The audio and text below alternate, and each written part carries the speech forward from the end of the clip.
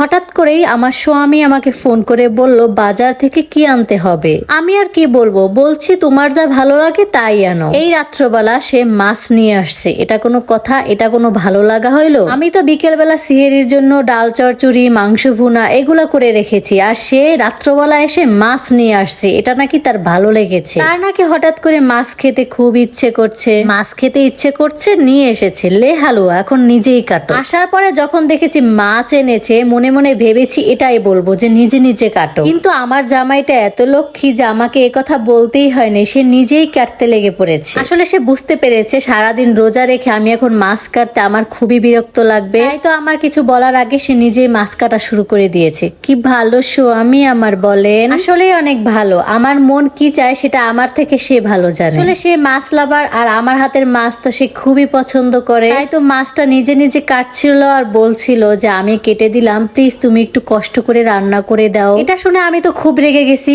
এখন ডাল চচ্চড়ি করছি, মাংস রান্না করছি, এখন কেন মাছ রান্না করতে হবে? কালকে রান্না করি, কালকে খাও। সে বলল তাজা মাছের নাকি স্বাদই আলাদা, তাই তো শত তরকারি থাকা সত্ত্বেও আমাকে এই রাত্রবেলা মাছ রান্না করাইছে। সত্যি কথা বলতে গাইস, তাজা মাছ কিন্তু সাথে সাথে রান্না করার মজাটাই আলাদা, স্বাদটাই অন্যরকম। আর দেশি টমেটো দিয়ে রান্না করার জন্য মাছটা কিন্তু অনেক মজা হয়েছিল।